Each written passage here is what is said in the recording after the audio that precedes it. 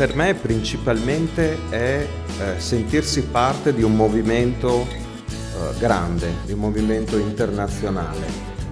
Ognuno di noi ha dei piccoli luoghi dove si può modificare il mondo.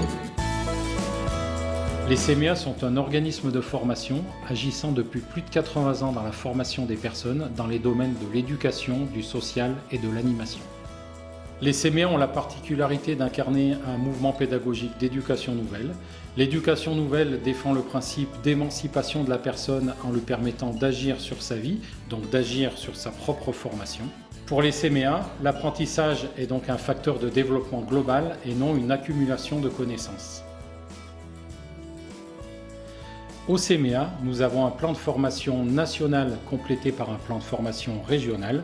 Depuis 2014, les CMA Rhône-Alpes ont fait le choix d'inscrire la formation interne de leur personnel dans une dimension européenne. Alors nous avons fait le choix d'inscrire la formation de nos personnels dans une dimension européenne, voire internationale, car nous sommes convaincus de la plus-value pédagogique qu'apportent ces échanges avec nos partenaires européens. Ce choix a été rendu possible grâce au dispositif européen Erasmus+, et notamment l'axe concernant la formation des personnels de la formation professionnelle. En mai 2022, nous avons organisé notre 3e regroupement pédagogique à Padoue, en partenariat avec nos collègues des CMA Veneto. Pendant 3 jours, une trentaine de formateurs-formatrices étaient présents pour échanger et confronter les pratiques sur le rôle et la posture des formateurs et formatrices en éducation nouvelle. Pendant 3 jours, on a travaillé sur le rôle et la posture des formateurs et des formatrices. On a pu aussi échanger sur la relation entre formateurs, formatrices et apprenants, apprenantes, et comment nous, en tant que formateurs, formatrices, on met en place les conditions favorables à la réussite. Et ce qui était très enrichissant, c'est que pendant ces 3 jours, on a pu, avec les collègues des CMA Veneto, on a pu échanger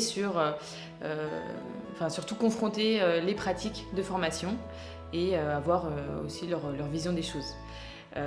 Tous ces temps-là, ils ont été enrichis par des temps de visite de structure, des jeux, des danses et puis même des chants traditionnels italiens.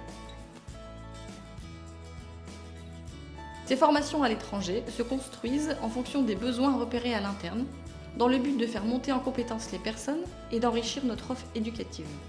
Cela fait maintenant plusieurs années que nous inscrivons nos actions dans une dimension européenne et nous pouvons clairement dire aujourd'hui que les mobilités sont un levier pertinent au service de l'innovation pédagogique et de l'enrichissement de nos pratiques de formation.